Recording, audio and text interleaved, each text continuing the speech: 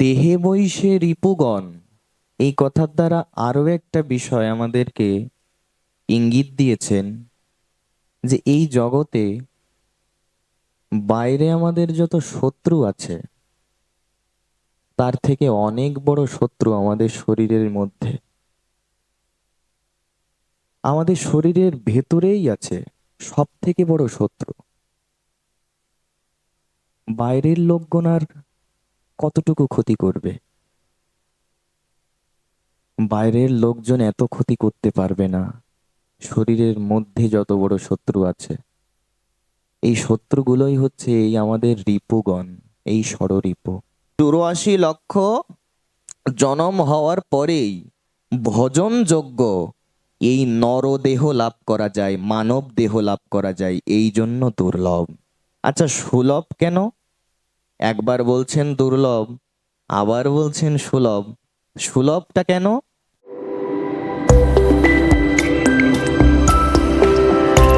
আপনারা দেখছেন Hindu TV YouTube channel. হরিকথার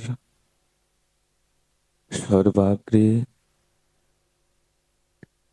অস্মদীয় পরম আরাধ্যতম শ্রী শ্রীল গুরু মহারাজের শ্রীচরণ ও প্রান্তে নিরন্তর সশ্রদ্ধ প্রণতি জ্ঞাপন পূর্বক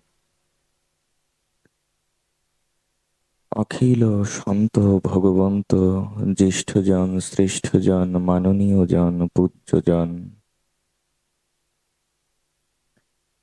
সকল শ্রদ্ধাভাজন পিতৃমণ্ডলী, ভক্তিমতী মাতৃমণ্ডলী, সকল ভক্তচরণ বারংবার বন্দনা করি।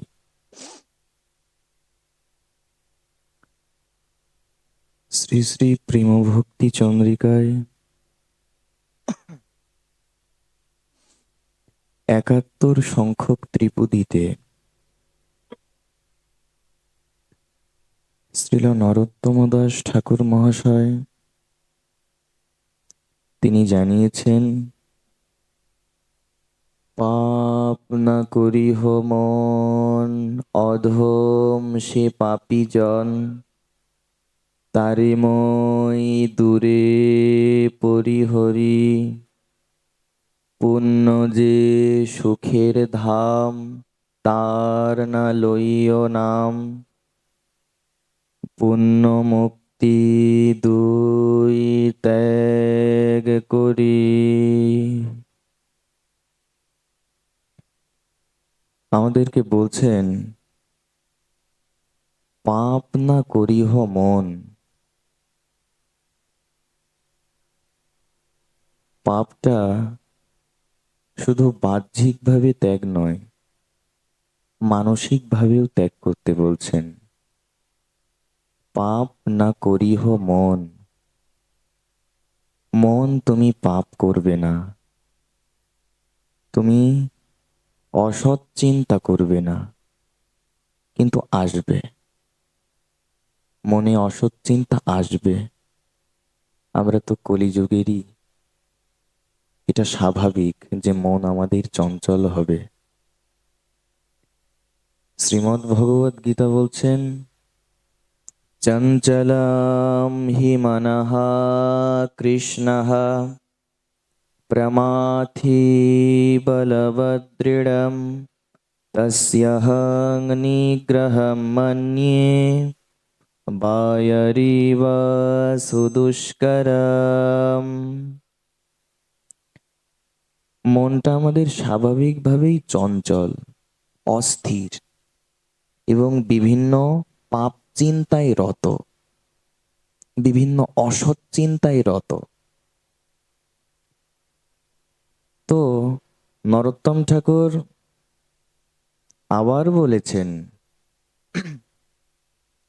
দেহে বৈশে রিপুগণ যতেক ইন্দ্রিয়গণ, কেহ কারো বাধ্য নাহি হয়, শুনিলে না শুনে কান, জানিলে না জানে প্রাণ, আমি দড়াইতে না পারি নিশ্চয়।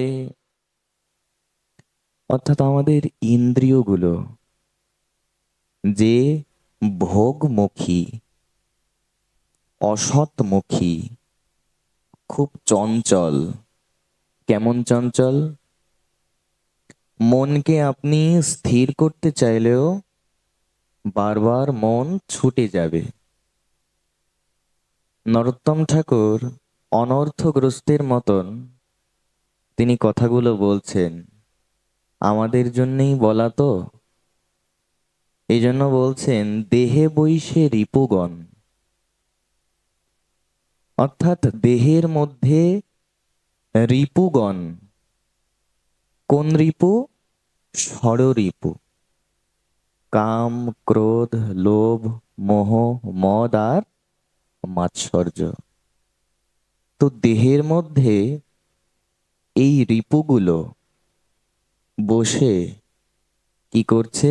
দেহে বৈশে রিপুগণ যতেক ইন্দ্রিয়গণ কেহ কারো বাধ্য নাহি হয়। অর্থাৎ কেউ যেন আমার কথা শুনছে না, কেউ আমার বাধ্য হচ্ছে না। আমি যতই চেষ্টা করি মনকে কেন্দ্রীভূত করার, কিন্তু মন বারংবার ছুটে যায়।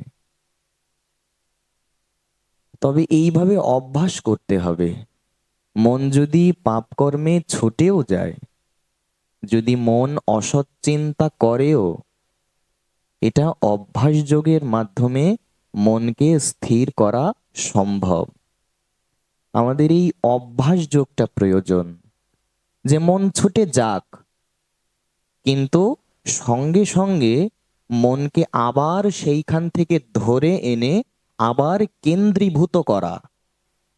এই অভ্যাস যদি আমরা করি, আস্তে আস্তে আমাদের মন আমরা নিয়ন্ত্রণ করতে পারবো। তো দেহে বৈশে রিপুগণ, এই কথার দ্বারা আরো একটা বিষয় আমাদেরকে ইঙ্গিত দিয়েছেন, যে এই জগতে বাইরে আমাদের যত শত্রু আছে, তার থেকে অনেক বড় শত্রু আমাদের শরীরের মধ্যে, আমাদের শরীরের ভেতরেই আছে সব থেকে বড় শত্রু। বাইরের লোকগণ আর কতটুকু ক্ষতি করবে? বাইরের লোকজন এত ক্ষতি করতে পারবে না। শরীরের মধ্যে যত বড় শত্রু আছে, এই শত্রুগুলোই হচ্ছে এই আমাদের রিপুগণ, এই ষড়রিপু। এই জন্যই লিখেছেন, দেহে বৈশে রিপুগণ যতেক ইন্দ্রিয়গণ কেহ কারো বাধ্য নাহি হয়। এই রিপুগুলো, এগুলো তো শত্রু। এইগুলো অনিচ্ছাকৃত ভাবে আপনাকে পাপ কর্ম করিয়ে নেবে। আপনার হয়তো ইচ্ছা নেই, কিন্তু অনিচ্ছাবশত এই ভোগ, এই কাম, এই অসৎ প্রবৃত্তির এমন শক্তি, যে আপনাকে বলপূর্বক আকর্ষণ করে নিয়ে যাবে ভোগের দিকে, ধ্বংসের দিকে। এমন শক্তি এই দেহের মধ্যে যেই শত্রুগুলো আছে, এই রিপুরূপী শত্রু। দেহে বৈশে রিপুগণ যতেক ইন্দ্রিয়গণ কেহ কারো বাধ্য নাহি হয়। এখানে আরো একটা বিষয় বুঝিয়েছেন, যে ইন্দ্রিয়গুলো হচ্ছে অবাধ্য। যদি আমরা ইন্দ্রিয়গুলোকে নিয়ন্ত্রণের চেষ্টা না করি, তাহলে এই ইন্দ্রিয়গুলো, এগুলো স্বতন্ত্র রূপে বিচরণ করবে। এই ইন্দ্রিয়গুলো, রিপুগুলো যদি স্বতন্ত্র হয়ে যায়, তাহলে এই শরীরের মধ্যে যেই শত্রুগুলো আছে, এই শত্রুগুলো আমাদের সর্বনাশ করে দেবে, আমাদেরকে দিয়ে পাপকর্ম করিয়ে নেবে। যদি আমরা সতর্ক না হই, যদি আমরা ভজনমুখী না হই, যদি আমরা কৃষ্ণ ভক্তিমুখী না হই, তাহলে ইন্দ্রিয়গুলো আমাদেরকে দিয়ে ভয়ঙ্কর পাপকর্ম করিয়ে নেবে। এই জন্য ভজনমুখী না হলে ইন্দ্রিয়গুলো চঞ্চল থাকে। চৈতন্য চরিতামৃত এই সিদ্ধান্ত দিয়েছেন, কৃষ্ণ ভক্ত নিষ্কাম অতএব শান্ত, ভক্তি মুক্তি সিদ্ধিকামী সকলই অশান্ত। যতদিন না পর্যন্ত আমরা গোবিন্দের ভক্তিপরায়ণ না হতে পারছি, যতদিন না পর্যন্ত মনটা গৌর গোবিন্দ মুখী না হচ্ছে, ততদিন পর্যন্ত মনটা অস্থির এবং চঞ্চলই থাকবে। এই অস্থির এবং চঞ্চল মনকে যদি শান্ত করতে হয়, যদি অনন্ত সুখের সাগরে যদি ডুবে যেতে হয়, তাহলে আমাদের জন্য আচার্যগণ রাস্তা বলে দিয়েছেন। কি রাস্তা? সংসার সিন্ধু তরণে यदि হৃদয়ং স্যাৎ সংকীর্তনামৃতরসে রমতে মনশ্চেৎ, প্রেমাম্বুধো বিহরণে यदि চিত্তবৃত্তি, চৈতন্যচন্দ্রচরণে শরণাং প্রয়াতু।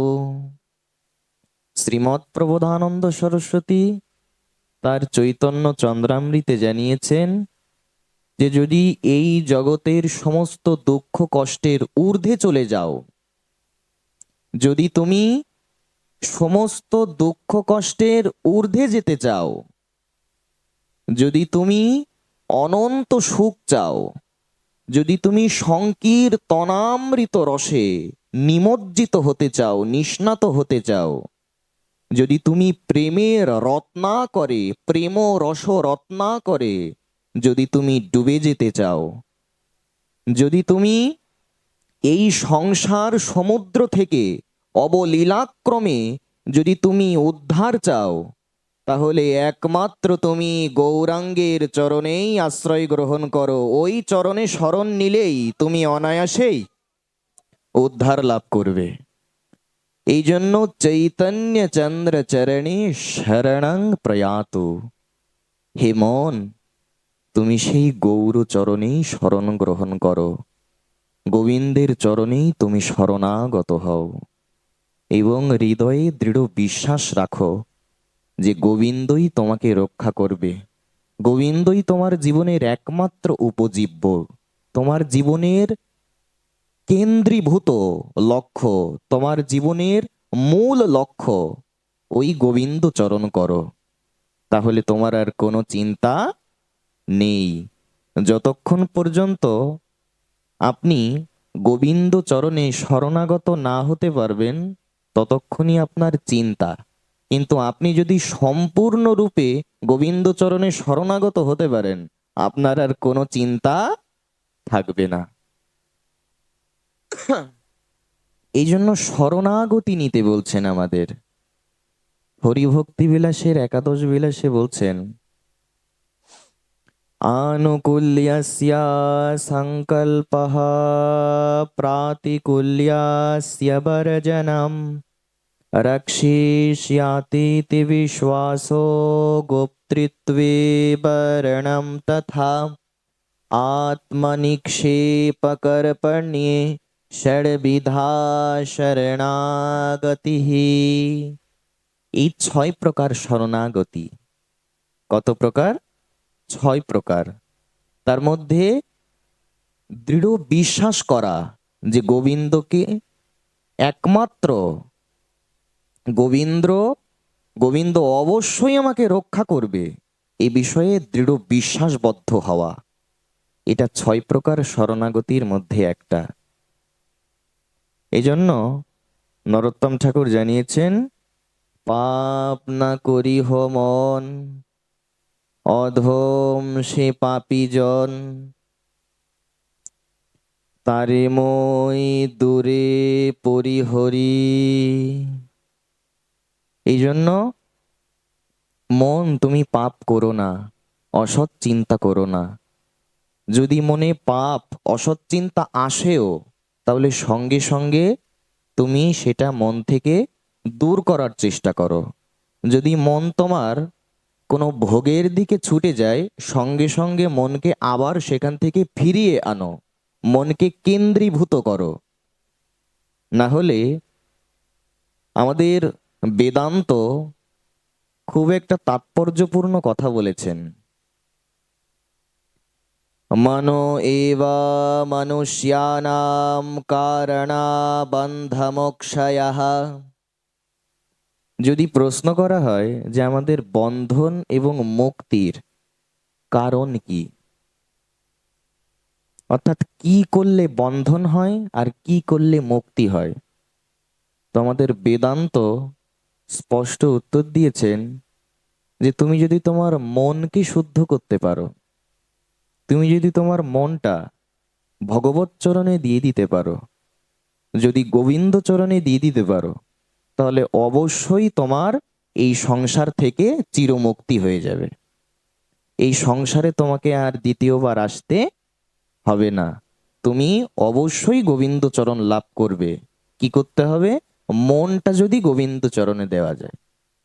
কিন্তু মনটা যদি পাপ চিন্তা করে, অসৎ চিন্তা করে, তাহলে আমাদের বন্ধন সৃষ্টি হবে। এই সংসারে আমরা আবদ্ধ হয়ে পড়ব। ওই জন্ম মৃত্যু এইভাবে চক্রাকারে আমাদের ঘুরতে হবে। ওই জন্ম মৃত্যুর চক্রেই আমাদেরকে ঘুরতে হবে।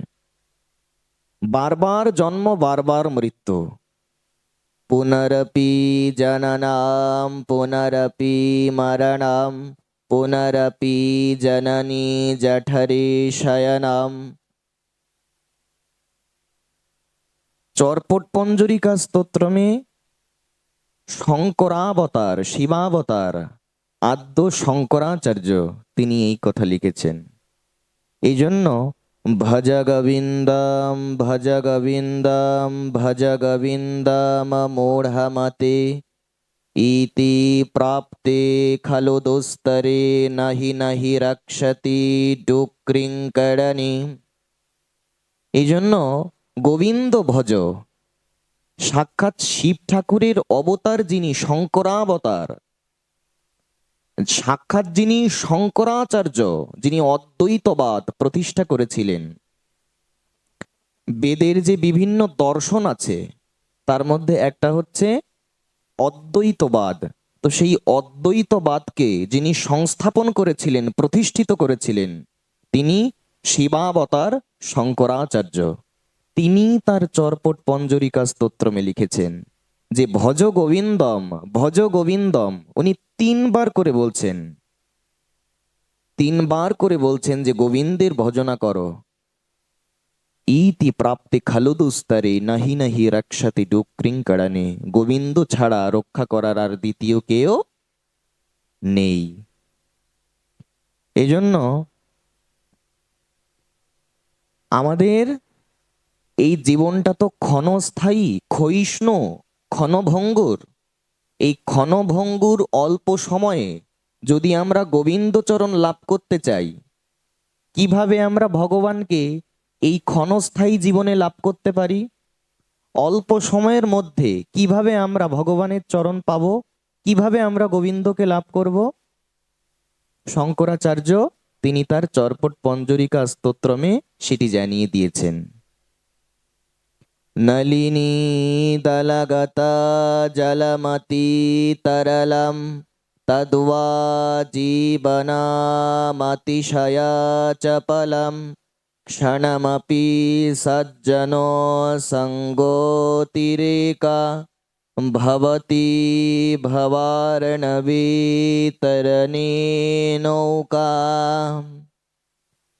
বলছেন এই ক্ষণভঙ্গুর এবং ক্ষণস্থায়ী জীবনে আমাদের জীবনটা কেমন, কিসের সঙ্গে তুলনা করলেন?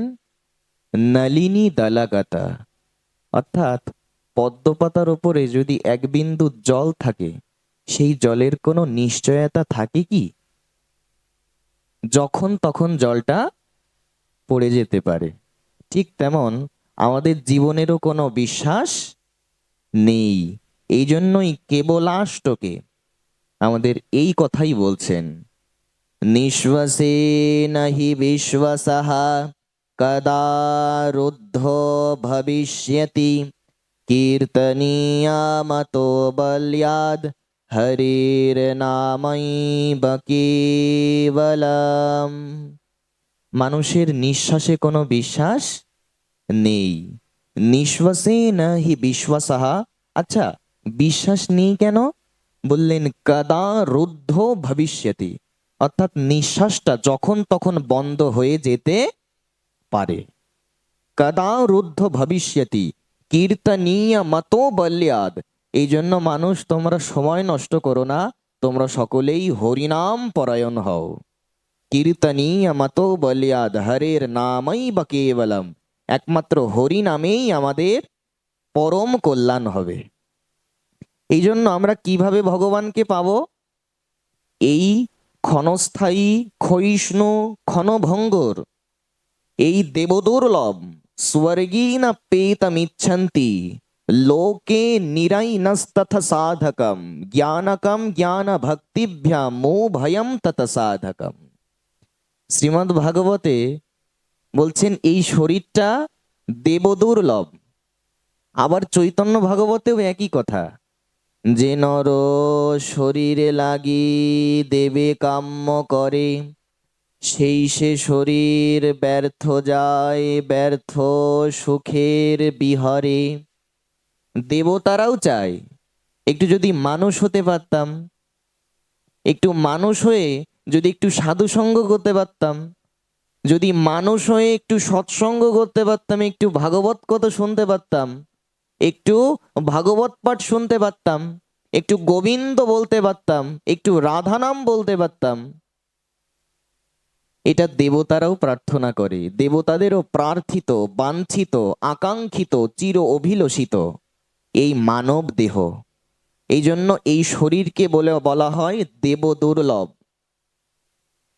তো এই দেবদুর্লভ শরীর লাভ করে, আচ্ছা শরীরটা আমরা লাভ করলাম কি করে?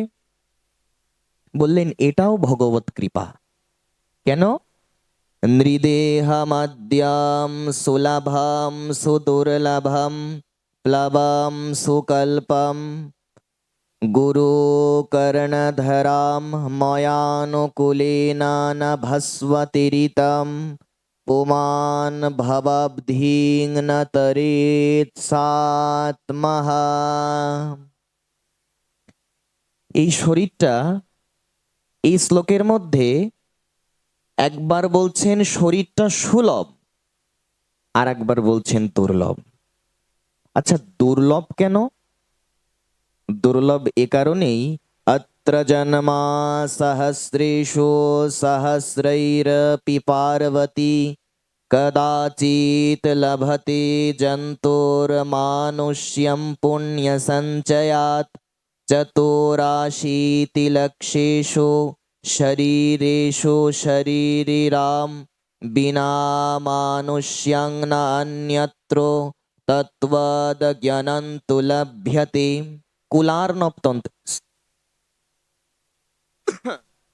কুলার্ণব তন্ত্রের শ্লোক এটা। তো দুর্লভ কেন?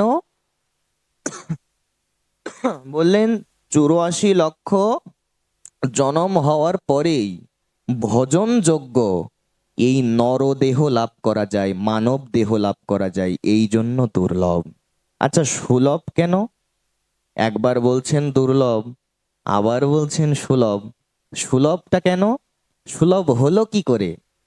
বললেন এই যে 84 লক্ষবার জন্ম হতে হতে, বারবার জন্ম বারবার মৃত্যু, জন্ম মৃত্যু মৃত্যু জন্ম, জন্ম মৃত্যু মৃত্যু জন্ম, এইভাবে হতে হতে গোবিন্দের হৃদয়ে করুণার উদ্রেক হলো, যে যদি এই জীবকে আমি করুণা করি, যদি এই জীবকে আমি কৃপা না করি, করুণা না করি, তাহলে কোটি কল্পেও এ আমাকে লাভ করতে পারবে না। এই জন্য গোবিন্দকে যাতে আমরা লাভ করতে পারি, সেই গোবিন্দের ভজনের জন্য সর্বশ্রেষ্ঠ শরীর এবং সেরা শরীর এই মানব দেহ গোবিন্দ আমাদেরকে দিয়েছেন, এই জন্য সুলভ। নৃদেহ মধ্যম সুলভম, এই জন্য সুলভ। যে গোবিন্দের কৃপায় লাভ করেছি। আর সুলাভম সুদুর্লভম প্লাবম সুকল্পম, আর এই শরীরটা গোবিন্দের কৃপায় সুলভ তো হলো, তাহলে এই শরীরটা গোবিন্দ কেন দিলেন? যাতে এই শরীরে গোবিন্দের সেবা করে, গোবিন্দের ভজন করে আবার ওই গোবিন্দ চরণেই আমি ফিরে যেতে পারি। তো কিভাবে ফিরে যাব? বলছেন একজন সদ্গুরুদেবের প্রয়োজন। সদ্গুরুদেবের কেন প্রয়োজন? দেখুন, বিরাট বিস্তীর্ণ সমুদ্রের মধ্যে যদি একটা নৌকা থাকে, আমাদের মানব শরীরকে নৌকার সঙ্গে তুলনা করা হয়েছে। কিসের সঙ্গে?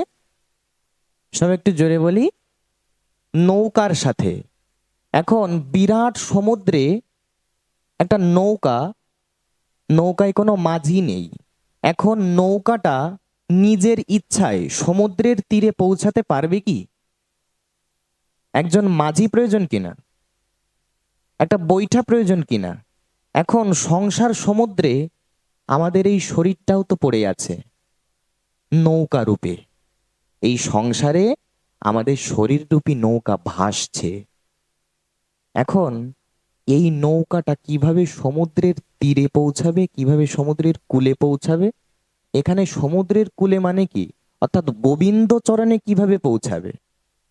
যদি এই প্রশ্ন হয়, তাহলে শ্রীমদ্ ভাগবত উত্তর দিচ্ছেন যে আমাদের শরীররূপী নৌকায় যদি আমরা একজন সদ্গুরুদেবের আশ্রয় নিতে পারি, সদ্গুরুদেবকেই মাঝি বলা হয়েছে। তো আমাদের শরীররূপী নৌকায় সদ্গুরুদেব রূপী যদি মাঝি একবার চলে আসে, আর বৈঠাটা কি, যদি সদ্গুরুদেবের আশ্রয় একবার নিতে পারি তাহলে অবশ্যই আমি গোবিন্দের কৃপা পাবো। তো গোবিন্দের কৃপাটাই হচ্ছে বৈঠা, ভগবত কৃপা, ওইটাই হচ্ছে অনুকূল বাতাস।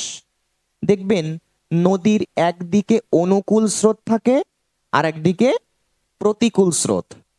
তো নদীর অনুকূল স্রোতে যাওয়ার জন্য যে অনুকূল বাতাসটা প্রয়োজন, যে অনুকূল স্রোতটা প্রয়োজন, যে অনুকূল গতিটা প্রয়োজন, সেটা কি? এটাই ভগবত কৃপা। তো গুরুদেবের আশ্রয় যদি একবার নিতে পারি, আমাদের শরীররূপী নৌকায় যদি গুরুরূপী মাঝি একবার চলে আসে, আর আমরা যদি সেই শ্রী গুরুদেবের আনুগত্যে, গুরুদেবের আদেশ কায়মন বাক্যে পালন করতে পারি, তাহলে শ্রী গুরু মহারাজ অবশ্যই আমাদেরকে গোবিন্দ চরণে পৌঁছে দেবেন, এতে কোনো সংশয় নেই। আমরা অনায়াসেই নিঃসন্দেহে আমরা গোবিন্দ চরণ লাভ করব।